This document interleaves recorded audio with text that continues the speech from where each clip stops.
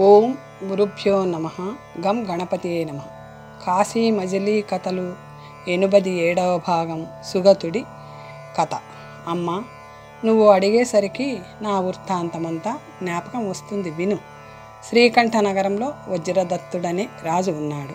అతనికి సంతానం కలుగక చాలా కాలంగా విచారిస్తుంటే ఒకనాడు ఆ ఊరికి అపర శివుడు లాంటి జంగమదేవర వచ్చి శివాలయంలో బస చేశాడు.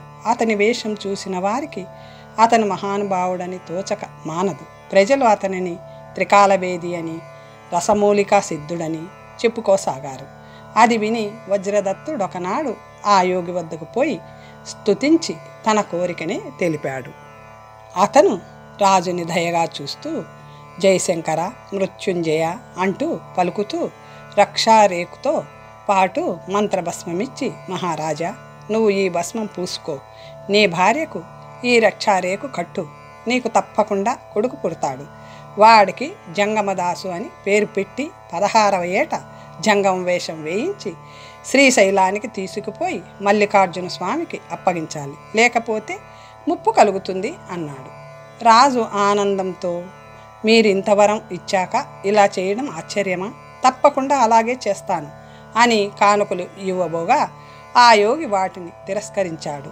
వజ్రదత్తుడు అతనికి నమస్కరించి ఇంటికెళ్ళి భార్యకి రక్షారేకు కట్టుకోమని ఇచ్చాడు. ఆ యోగి చెప్పినట్లే వాళ్ళకి కొడుకు పుట్టాడు. చాలా అందమైన ఆ బాలుడికి జంగమదాస్ అని పేరు పెట్టారు. వాడు దినదినం వృద్ధి చెందుతూ చదువుకునే వయసుకి రాగానే తండ్రి ఎందరో గురువుల్ని నియమించాడు. వాడి గ్రహణ శక్తి మెచ్చుకోదగిందే, కానీ ప్రతి వాళ్ళని ఎదిరించి తిరస్కరిస్తాడు. పురాణాలు చదువుతూ పూర్వులని విద్య నేర్చుకుంటూ గురువులని ఆక్షేపిస్తాడు. శివకేశవుల ఆలయానికి పోతూ శిలలు అనే విగ్రహాన్ని తిరస్కరిస్తాడు. పెద్దలని అవమానిస్తాడు. ఆ విధంగా సర్వజన కంటకుడు కాసాగాడు. రాజకుమారుడు కనుక వాడినెవ్వరూ ఏమీ అనలేకపోయేవారు. కొడుకు దుడుకుతనం తెలుస్తున్నా లేక కలిగిన వాడవడం వల్ల మందలించలేక వాడు కోరినట్లు చేసేవాడు రాజు. వాడికి 16 ఏళ్ళు వచ్చాయి.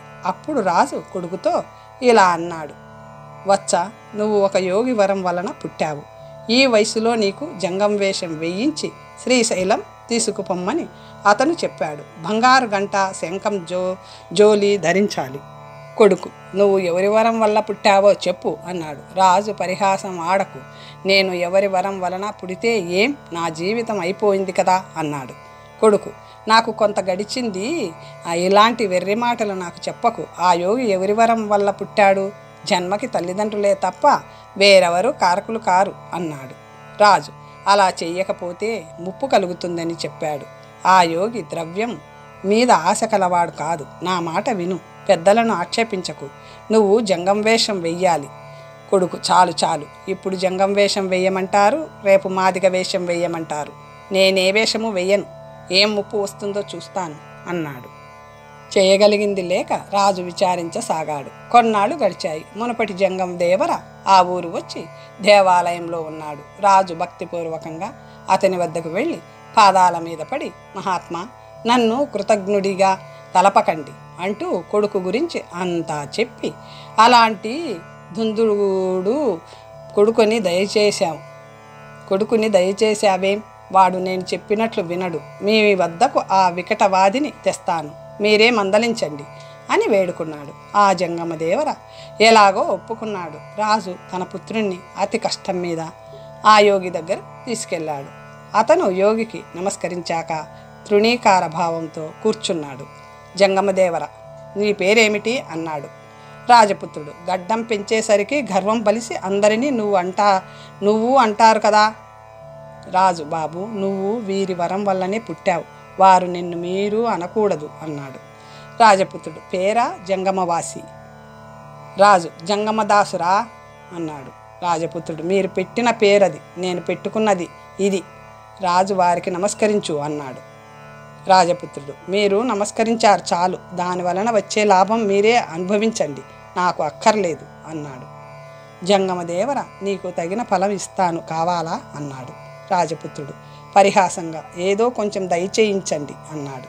జంగమదేవర చంకలో జోలి, ఒక చేతిలో గంట, ఒక చేతిలో శంఖంతో జంగం వేషం వేయించి నీ చేత భిక్షం ఎత్తిస్తాను చూడు అన్నాడు. రాజపుత్రుడు నిజంగా అలా చేయగలిగితే నువ్వు జంగమదేవరవే అన్నాడు. జంగమదేవర సరే ఇంటికి వెళ్ళు అన్నాడు. రాజు మహాత్మా వీడి మాటలు పట్టించుకోకండి, వీడు మీ పుత్రుడు, భ్రష్టుని చేయకండి, చిన్న శిక్ష మాత్రమే విధించండి. రాజు మహాత్మా వీడి మాటలు పట్టించుకోకండి, వీడు మీ పుత్రుడు, భ్రష్టుని చేయకండి, చిన్న శిక్ష మాత్రమే విధించండి అన్నాడు అని బతిమాలుకున్నాడు. అప్పటికే రాజకుమారుడు ఇంటికి పోయాడు. ఇంటికి చేరాడో లేదో దుర్భరమైన శూలనొప్పి వచ్చి గిలగిలా కొట్టుకోసాగాడు. వైద్యులు చేసిన చికిత్స వల్ల ఏమీ ప్రయోజనం లేకపోయింది. జంగమదేవర మహిమ వల్లనే తనకు ఈ బాధ కలిగిందని పశ్చాత్తాపడి రాజకుమారుడు తండ్రిని వేడుకున్నాడు. ఏ గర్వమైనా ఎంతటిదైనా బతకమేమో అన్నంత ఆపద కలిగితే పోతుంది కదా.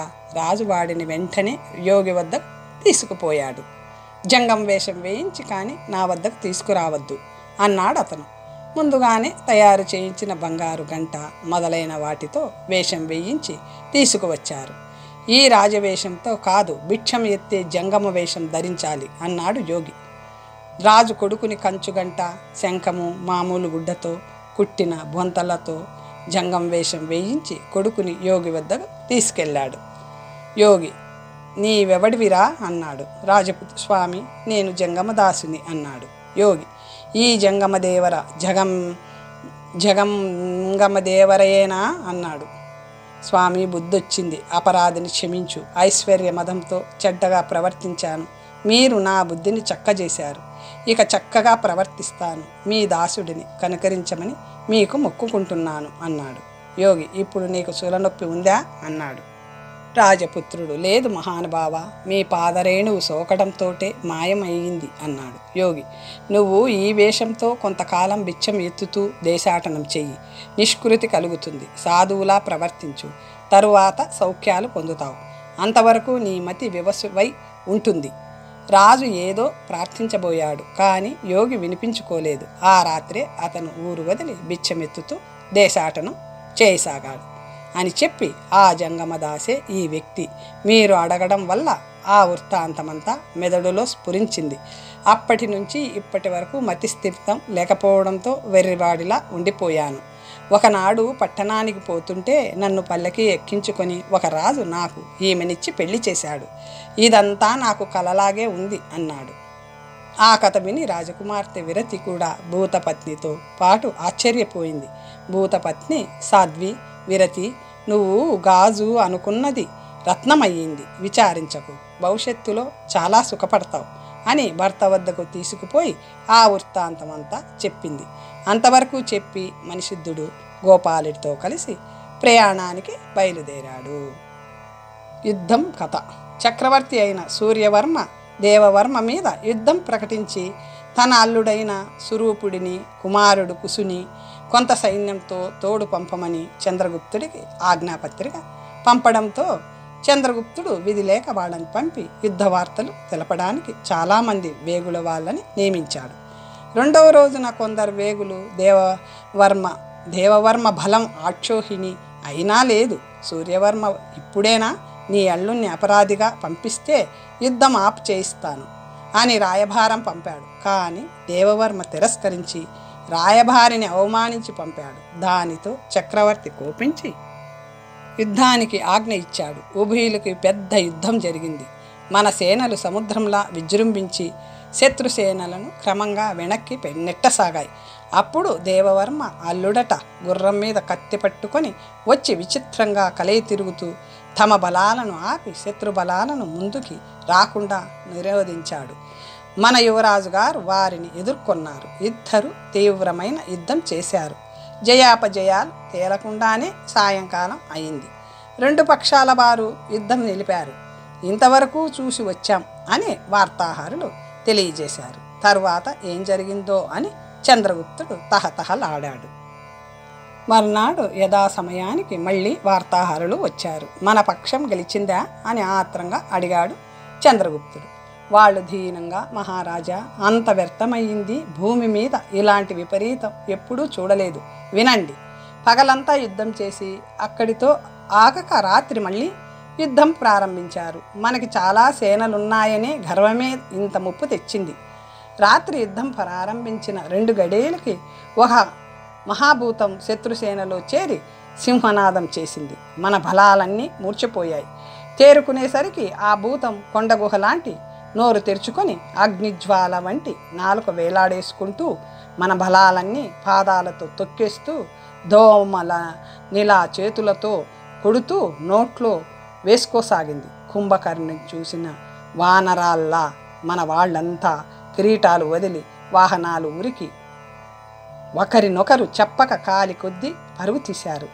శత్రుసేన మాత్రం చెక్కు చెదరలేదు. అర్ధరాత్రి అయ్యేటప్పటికీ రణరంగం శూన్యమైపోయింది. కొందరు వాడి నోటికి కబళాలు అయ్యారు. చక్రవర్తిని భూతం కాలు కింద వేసి నలిపేసి చంపేసిందని వార్త వ్యాపించింది. ఎవరు చచ్చిపోయారో ఎవరు పారిపోయారో లెక్కే తెలియదు. వాడు బ్రహ్మరాక్షసుడో భూతమో తెలియదు. ఆ రణరంగం మహాప్రళయమే అయ్యింది. రుద్రుడో కాలభైరవుడో అలా చేశాడనుకుంటున్నారు. అర్ధరాత్రి వరకు అలా సంహారం చేసి ఆ భూతం ఎక్కడికో పోయింది అన్నారు వార్తాహరులు. అది విని రాజు కుశుడేమయ్యాడు, సుకుమారుడి క్షేమమేనా అని ఆదుర్దగా అడిగాడు. మాకెవరూ కనపడలేదు, ఎవరిని అడగగలం. ఒకవైపు వాడొచ్చి మా మీద పడతాడేమో అని భయం. అదృష్టం కొద్దీ మేము శత్రుసేన వైపుండి చూడడం వల్ల బతికాం, కానీ లేకపోతే మేము చచ్చిపోయి ఉండేవాళ్ళం అన్నారు. పొండి, మన వాళ్ళ క్షేమం తెలుసుకోకుండా ఎందుకొచ్చారు, తెలుసుకుని వేగంగా రండి అని వారిని పంపించి రాజు ఆ విషయం భార్యకి రతికి చెప్పి విచారించసాగాడు. మరునాడు 2 గడియలు ప్రొద్దెక్కేటప్పటికి వార్తాహరులు వచ్చి పురంలో ప్రవేశించడం చూసి పౌరులు ఆహాకారాలు చేశారు. వాళ్ళు రాజుగారిని చూసి ఏమీ చెప్పలేక గొల్లున ఏడవసాగారు. రాజు భయపడుతూ ఏమైందని అడిగాడు. దేవా, మన నోటితో దుర్వార్త చెప్పవలసి వస్తుంది. ఆ పాడు భూతం కిరీటాలు ధరించిన యోధులందరినీ ఏరి కొట్టి ఇద్దరిద్దరిని లంకె వేసి తీసుకుపోయిందట. మన వాళ్ళందరినీ చంపి లంకె వేసి మెడ మీద వేసి తీసుకుపోయినట్లు చెప్పారు అన్నారు. రాజు అది విని నేల మీద పడి ఒళ్ళెరక్కుండా కొట్టుకోసాగాడు. మంత్రులు అతన్ని సేద తీర్చి అంతఃపురానికి పంపారు. అతని దుఃఖం చూసి భార్య, ప్రాణనాథ, ఎందుకు విచారిస్తావు? సంసారం బూటకమని నాటకమని మొదటే చెప్పలేదా? రతి, కుశుడు, సుకుమారుడు కపటం చేసి లౌడిని విరతిని ఊరి నుంచి తరిమేయలేదా? ఇప్పుడు నీకెందుకు విచారం కలగలేదు? ఇప్పుడు మీకు ప్రపంచం అసహ్యంగా కనిపించడం లేదా? ఇప్పటికైనా వేదాంతం అర్థం చేసుకుని వనవాసం పోదాం రండి, రాజ్యభోగం వదలండి, ఇది మనకి దేవుడు చేసిన ఉపకారమే అని ఉపదేశించింది. రాజు ఆ మాటల్ని పట్టించుకోక దుఃఖిస్తున్న కూతురితో, పుత్రి, నీ భర్త సుకుమారుడు పరాక్రమశాలి అని, విజయంతోనే వస్తాడని కుమారుడిని కూడా జత చేసి పంపాను. ఇలాంటి అవస్థ పడుతుందనుకోలేదు. ఇప్పుడు ఏం చేయాలి? ఎవరిని చూసుకు బతకాలి? నిన్నెలా భరించేది? మీ అమ్మ వట్టి వెర్రిది, మాట్లాడితే అంతా మిథ్య, అడవికి పోదాం అంటుంది. అయ్యో పరమేశ్వరా అని నిట్టూర్చాడు. రతి భర్త గురించి, సోదరుడి గురించి పరితపిస్తూ చెల్లెల్ని భర్తని నిష్కారణంగా అడవుల పాలు చేసినందుకే తనకు ఇలాంటి కష్టం కలిగిందని నిశ్చయించుకొని పశ్చాత్తాపం చెందుతూ తల్లికి నమస్కరించి తనకి వేదాంతం ఉపదేశించమంది.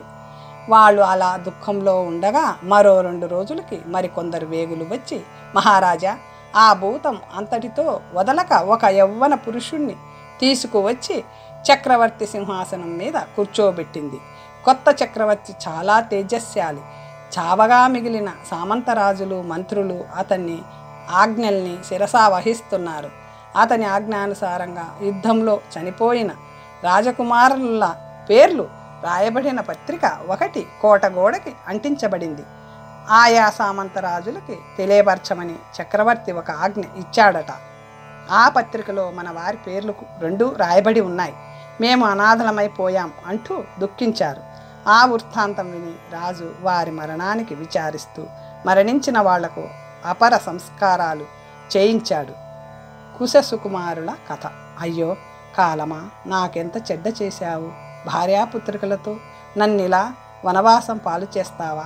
కుశుడిని సుకుమారుడిని బ్రహ్మరాక్షసుడు చంపబట్టి కదా నన్ను ఇలా రాజభ్రష్టుని చేసి పురం నుంచి వెళ్ళగొట్టావు.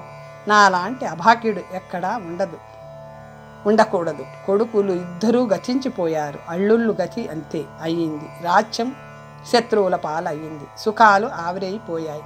పరిజనులు ఆశ్రితులు ఉన్నపలంగా బదిలేశారు. అయినా నేను ఏం సుఖం అనుభవించడానికి పోతున్నానో తెలియదు. ఇంక నాకు మరణం కంటే శరణం లేదు. భార్య చెప్పిన హితవాక్యాలు ఆనాడు తలకెక్కలేదు. ఇప్పుడు ఒక్కొక్కటే జ్ఞాపకం వస్తున్నాయి. ప్రేయసి, నాకిప్పుడు మంచి మాటలు చెప్పి మనసుని నిలబెట్టు. అమ్మాయి రతి నీ అవస్థ చూస్తూ కూడా ప్రాణాలతో ఉన్న నాకంటే కఠినుడు ఎక్కడైనా ఉంటాడా అని దుఃఖిస్తూ చంద్రగుప్తుడు ఒక చెట్టు కింద కూలబడిపోయాడు. అప్పుడు అతని భార్య ధర్మరతి, ప్రాణేశ్వర, కొడుకులు కోడళ్ళు కూతుళ్ళు మీరు పుట్టినప్పటి నుంచి ఉన్నారా? మధ్యలో వచ్చారు, మధ్యలోనే పోయారు. వాళ్ళ కోసం విచారం ఎందుకు? ఒకరినొకరితో సంబంధం లేదు. ఈ సంబంధాలన్నీ అస్థిరాలే. ఆ వియోగం దుఃఖానికి కారణం కాబోదు. మనము తపోవనానికి పోతున్నాం. విచారించకండి. మన పుణ్యం మంచిదైతే ఇందులోనూ మేలే జరగవచ్చు అంది. తల్లి పలుకులకి రతికి మతిపోయింది. తల్లి పిచ్చిదని ఆమె అభిప్రాయం. వాళ్ళు ముగ్గురు అరణ్య మార్గంలో పోతుంటే ఒకచోట సుకుమారుడు కుసుడు ఎదురుపడ్డారు. వాళ్ళని దూరం నుంచే గుర్తుపట్టి, అమ్మా రతి, ఎదుగో నీ మొగుడు, వాడే నీ సోదరుడు, మృతి చెంది పిశాచాలై అడవుల్లో తిరుగుతున్నారు కాబోలు. ఇప్పుడు ఏం చెయ్యాలి? ఏం కావాలంటే అది చెప్పెడదాం, కానీ వాళ్ళు మన మీద పడి చంపరు కదా అన్నాడు చంద్రగుప్తుడు భయపడుతూ. తండ్రి వెనకటి ప్రేమంతా మర్చిపోతారా? మనం వచ్చామనే వాళ్ళు చూడ్డానికి వచ్చి ఉంటారు. నేను వెళ్ళి మాట్లాడతాను, ఉండండి అని వెళ్ళబోయింది రతి. చంద్రగుప్తుడు ఆమెను వద్దని వారించాడు. అంతలో వాళ్ళిద్దరూ ఆ చెట్టు కిందికి వచ్చి చంద్రగుప్తుని మీద మీది ఏ ఊరు అని అడిగారు. అయ్యో, మీకు ఎలాంటి అవస్థ పట్టిందా? ప్రేతలు అయిపోయారా? మీకేం కావాలో చెప్పండి అన్నాడు. హా ప్రాణనాథ, మీరు పిశాచ రూపం ధరించారా? మీ పాదాలు ఇలా ముందుకు ఉన్నాయేమిటి అంది రతి. మీరెవరో చెబితే అప్పుడు మా వృత్తాంతం చెబుతాం అన్నారు వాళ్ళు. చంద్రగుప్తుడు తన కొడుకు అల్లుడు యుద్ధంలో బ్రహ్మరాక్షసుడి చేత చంపబడడం వరకు చెప్పి వాళ్ళు చనిపోయారని, మాకు ఆజన్మ శత్రువైన విశోకుడనే రాజు మా మీద దండెత్తి రాజ్యం ఆక్రమించుకున్నాడు. మేము రహస్యంగా అడవుల్లోకి పోతున్నాం అంటూ తమని పేర్లతో సహా పరిచయం చేసుకున్నాడు. మీ రూపాలు చూస్తుంటే మా వాళ్ళలా ఉన్నారు అన్నాడు. ఆ మాటలకి వాళ్ళు మూర్చిపోయి, హా, మీకు ఎంత కష్టం వచ్చింది? మేం మీ వాళ్ళమే, దైవికంగా బతికాం. ఇంటికి వస్తుంటే దారిలో మీరు కనిపించారు అన్నారు. చంద్రగుప్తుడు సందేహం పిలిపించగా వాళ్ళు ఇలా చెప్పారు. మమ్మల్ని మెడ మీద వేసి తీసుకుపోయిన భూతం మమ్మల్ని ఒక చెట్టు కొమ్మకి తగిలించి ఇతర శవాల రక్తమాంసాలను భార్యతో కూడి ఆరగిస్తూ నాట్యం చేయసాగింది. మాకింకా కొనప్రాణం ఉండబట్టి గిలగిలా కొట్టుకుంటూ వేలాడుతున్నాం. అప్పుడు ఒక పుణ్యాత్మురాలైన చిన్నది మెల్లగా వచ్చి మా కాళ్ళు కట్లు విప్పి అవతలికి పొమ్మని సంజ్ఞ చేసింది. ఆమె ఉపకారానికి కృతజ్ఞతగా మేమొక ఉంగరం ఇచ్చి, మేము ఒక దేశానికి అధిపతులం, నువ్వెవరివో మాకు తెలియదు, ఇప్పుడు దేనికి సమయం లేదు, నువ్వెప్పుడైనా వీలైతే మా దేశానికి రా, ఈ ఉంగరం ఆనవాలు చూపిస్తే తగిన మేలు చేస్తాం అని ఎలాగో నడిచి ఒక దేశంలోని పల్లెకి చేరాం. ఆ రాక్షసుడి దెబ్బకి యమలోకం చూసి వచ్చాం. రక్తమాంసాలు క్షీణించి నడవడానికి శక్తి లేకపోయినా భూత భయంతో ఎలాగో అడవి దాటి అక్కడ ఆగుతూ చివరికి మన దేశానికి దారి తెలుసుకొని నడుస్తూ వస్తున్నాం. అంతలో మీరు కనిపించారు. నిజానికి మమ్మల్ని ప్రేతలుగా తలచవలసిందే, కానీ ఆ చిన్నది దేవుడిలా రక్షించింది. అప్పుడు ధర్మం మీ రూపం, మీ పూర్వజన్మ పుణ్యమే మిమ్మల్ని రక్షించింది. అంతా మన ప్రతిభే అని అనేవారు. ఇప్పుడు ఆ మాట లేమయ్యాయి అంది. ఆమెను వెర్రిదానిగా తలిచి ఎవరు జవాబు చెప్పలేదు. సుకుమారుడు, మహారాజా, విశోకుడు మిమ్మల్ని నగరం నుంచి వెళ్ళగొట్టాడా? ఆ వృత్తాంతమంతా వివరించండి అన్నాడు. సైన్యాన్ని చక్రవర్తికి సాయానికి పంపాను. అది తెలిసి విశోకుడు అగ్నిలా విజృంభించి పట్నాన్ని చుట్టుముట్టాడు. పలాయనమే రక్ష అన్నారు మంత్రులు. దుర్మార్గుడైన విశోకుడు స్త్రీలను చెరపడతాడని భయపడి కట్టుగుడ్డలతో వచ్చేశాం. నా కోడలు పుట్టింట్లో ఉంది కనుక దానికి ఆపద తప్పింది. మేము అడవులలో తిరుగుతున్నాం. రాజ్యం పోతే పోయింది, మీరు కనపడ్డారు, అంతే చాలు. ఇక్కడే ఆశ్రమం కట్టుకుని తపస్సు చేసుకుంటే మేలు, ఇంటికి పోవద్దు అని భర్త అనడంతో ధర్మరతి సంతోషంగా అదే కర్తవ్యం అంది. కానీ సుకుమారుడు రోషంగా మీసం దువ్వుతూ శత్రువులకి ఓడి అరణ్యాలలో నివసించడమా? ఎంత మాట! ఏదో ఉపాయంతో మళ్ళీ రాజ్యం సంపాదిద్దాం అన్నాడు. నగరంలోకి వెళ్ళి సమయం రాగానే శత్రువుని పరాభవిద్దాం అన్నాడు. కుశుడు, రథి అతని మాటలని బలపరిచారు. రాజు, మనకి బలాలు లేవు, ధనం లేదు, మనల్ని గుర్తుపడితే విషోకుడు చంపించక మానడు. అదంతా ఎందుకు, ఇక్కడే సుఖంగా ఉంటే సరి అనేసరికి కుశుడు అతన్ని ఆక్షేపిస్తూ, మా తల్లి వేదాంతం మీకు వచ్చింది కాబోలు అన్నాడు. మాకు బలం లేకుంటే బంధువులని మిత్రులని ఆశ్రయించి సేనలు కూర్చుకుందాం అని నచ్చజెప్పి తండ్రిని ఒప్పించి మారువేషాలతో తమ రాజధానికి పోయి వికటదంతుడనే పురోహితుడికి తమ పరిస్థితి గురించి చెప్పి కొన్నాళ్ళు మీ ఇంట్లో ఉంటాం, అవకాశం ఇవ్వు అని కోరారు. వికటదంతుడనే బ్రాహ్మణుడు స్వభావత కడు దుర్మార్గుడు, ఆ పైన కృతజ్ఞుడు. పాతరాజు నుండి అనేక దానాలు గ్రహించి ఐశ్వర్యం అనుభవిస్తున్న కొత్త రాజుని ఆశ్రయించి ఉండడం వల్ల మిమ్మల్ని నా ఇంట్లో పెట్టుకుంటే విషోకుడికి తెలియక మానదు, నన్ను సకుటుంబంగా నాశనం చేయక మానడు, మరో చోటికి పొండి అనేశాడు. కుశుడు అతన్ని ఎంత కోరినా అంగీకరించలేదు. మరో చోటికి పొమ్మన్నాడు. వాళ్ళు మరో మిత్రుడి ఇంటికి పోయి ఆశ్రమం అడిగారు. ఆ వైశ్యుడు వారి పట్ల కృతజ్ఞత చూపుతూ వారి పరిస్థితికి చాలా విచారిస్తూ తన ఇంట్లో పెట్టుకొని వారి ఉనికిని కాపాడసాగాడు.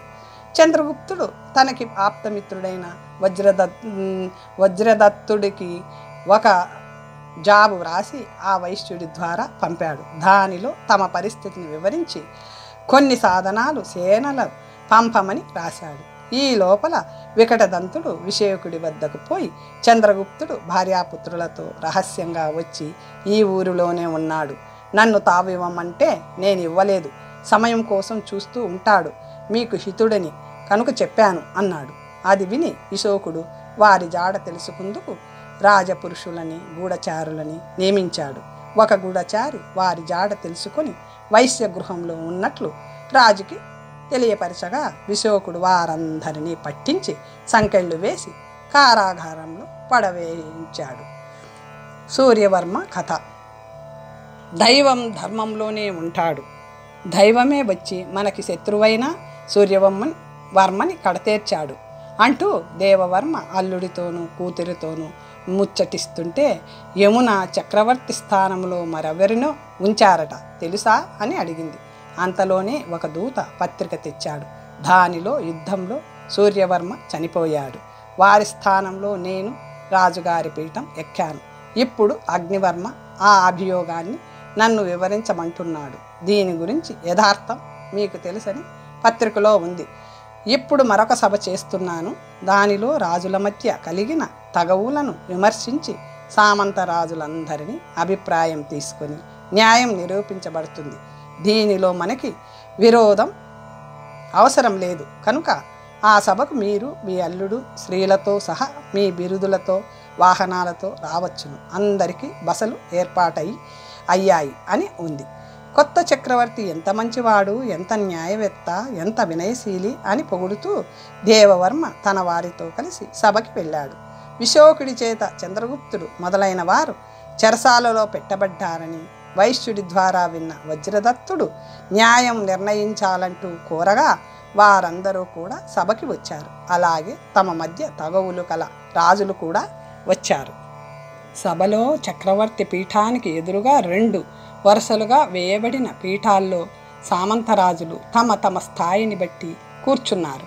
పండితులు, హితులు, పురోహితులు, రాజుల బంధువులతో సభ పూర్తిగా నిండిపోయింది. చక్రవర్తి వచ్చి స్వస్థానం అలంకరించగానే అందరూ జయ జయ ధ్వానాలు చేశారు.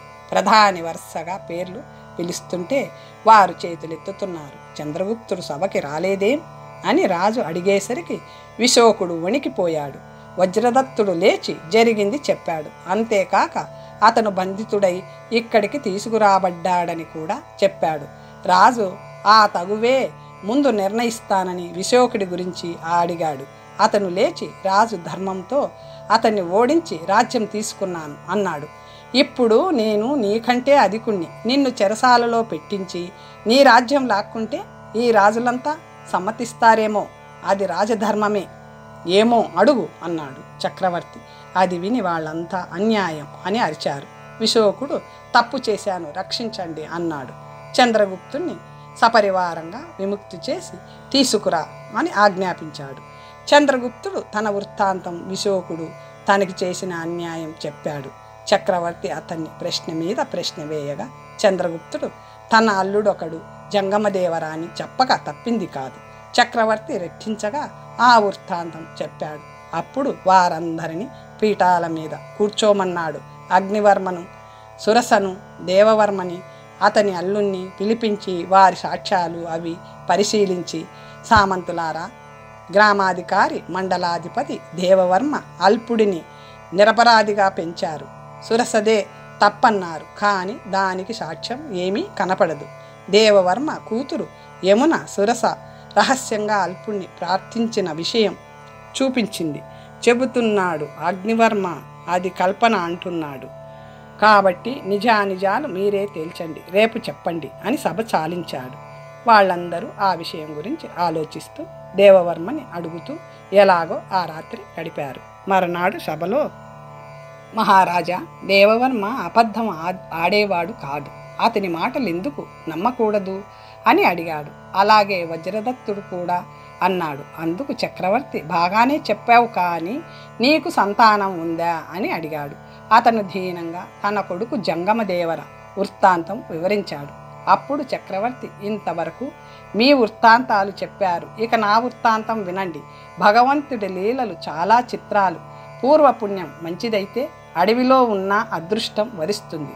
నేను వజ్రదత్తుడి కొడుకుని, జంగమదేవర వరం వల్ల జన్మించాను అంటూ తాను విరతికిచ్చి పెళ్లి చేయబడిందం, కుశుడు సుకుమారుడు తమని అడవిలో వదలడం, భూతరాజు భార్య తమని ఆదరించడం, యుద్ధంలో సూర్యవర్మని భూతరాజు చంపడం, కుశుడిని సుకుమారుడిని విరతి కాపాడడం, వాళ్ళు వెళ్తూ ఉంగరం ఇవ్వడం, తర్వాత భూతరాజు తనని ఈ సింహాసనం మీద కూర్చోబెట్టి చక్రవర్తిని చేయడం అంతా చెప్పి చంద్రగుప్తుడు తన మామగారంటూ ఆ కుటుంబంలోని వారితో తన సంబంధాలు వివరించాడు. అల్పుడు లవుడే, అతను చాలా మంచివాడు, అంతర్ముఖుడు. యమున శ్రీ కనుక సురస గుట్టు గ్రహించగలిగింది. వాళ్ళ వల్లే ఈ ఘోర సంగ్రామం జరిగింది. విశోకుడు అన్యాయ మార్గంలో పోయాడు, రాజ్యార్హుడు కాడు. వికటదంతుడు కృతజ్ఞుడు, వానిని ఈ లోకంలో ఉంచకూడదు. మీరంతా ధర్మానికి కట్టుబడి రాజ్యపాలన చెయ్యండి అని పీఠం దిగి తండ్రి అయిన వజ్రదత్తుడికి, మామగారు చంద్రగుప్తుడికి నమస్కరించాడు కుశుడు. సుకుమారుడు సిగ్గుతో తలవంచుకున్నాడు. లవుడు తండ్రికి నమస్కరిస్తూ, మా తమ్ముడు నాస్తికుడు, ఇప్పటికైనా బుద్ధొచ్చిందేమో అడగండి. ఆ వేళ నాతో వక్రంగా వాదించాడు అన్నాడు. చంద్రగుప్తుడు లవుణ్ణి కౌగిలించుకొని, బాబు, మేమందరము అజ్ఞానులం, నువ్వు విరతి మీ అమ్మ జ్ఞాన వైభవం పొందారు. కుశుడు మిమ్మల్ని అడవిలో వదలడమే మీకు ఉపకారం అయింది. పరమేశ్వరుడి లీలలు ఎవరికి తెలుస్తాయి? మీ మాటలలో ఇప్పటికి నమ్మకం కలిగింది. ఇంటికి వచ్చి రాజ్యం చేసుకో అన్నాడు. తండ్రి కుశుడు రాజ్యలోభంతో నన్ను నగరం నుంచి వెళ్ళగొట్టాడు. అందుకు నాకేమీ కోపం లేదు. నాకు మామగారి రాజ్యం ఉంది, అంచేత కుశుడికి పట్టాభిషేకం చెయ్యి అన్నాడు. రాజులందరూ సుగతుడిని స్తుతిస్తూ అతని అనుమతితో తమ స్థలాలకి వెళ్ళిపోయారు. సుగతుడు విరతితో కలిసి చక్రవర్తిగా ప్రజలని చక్కగా పాలించాడు. చంద్రగుప్తుడు అనుమతితో కుశుడు ఇంటికి పోగానే పురోహితుడైన వికటదంతుడిని నడివీధిలో నిలబెట్టి వచ్చేపోయే వారి చేత వాని మీద ఉమ్మేటట్లు నియమించాడు. ఆ పురోహితుడు చచ్చిపోయాక అతని శిలా విగ్రహాన్ని అక్కడ ఉంచి అలా ఉమ్మి వేయిస్తున్నాడు. గోపాల, నువ్వు చూసింది వికటదంతుడి రూపమే. కృతజ్ఞుడు కావడం వల్ల అలాంటి అవమానం పొందుతున్నాడు తెలిసింది కదా అన్నాడు మణిసిద్ధుడు. తెలిసింది స్వామి, ఈ కథలో అతి చక్కని అంతరార్థం ఉంది. కుశుడు రతి కలిసి లౌడిని విరతిని ఆక్షేపించడం వల్ల ఎంతో అవమానం పొంది వారి చేతని కాపాడబడ్డారు. కుశుడు కపటంతో సుగతుడితో విరతిని అడవిపాలు చేసినా అదే వారికి ఉపకారమై రాజ్యవైభవం లభింపజేసింది. దేవవర్ణ ధర్మాన్ని నమ్మి పాలించడం వల్ల ప్రబల శత్రువులు కూడా మిడతల్లా మాడిపోయారు. కృతజ్ఞత అనే దోషం వికటదంతుణ్ణి చిరకాలం బాధిస్తుంది అన్నాడు గోపాలుడు సంతృప్తిగా. మిత్రద్రోహి కృతజ్ఞచ్చ నృశంసచ్చ నరాధమః క్రన్యాదైః క్రిమిభిచ్ఛానై న భుంజతే హతాదృశః. 7వ భాగం సమాప్తం. తర్వాత కథతో మళ్ళీ కలుసుకుందాం. ఓం స్వస్తి.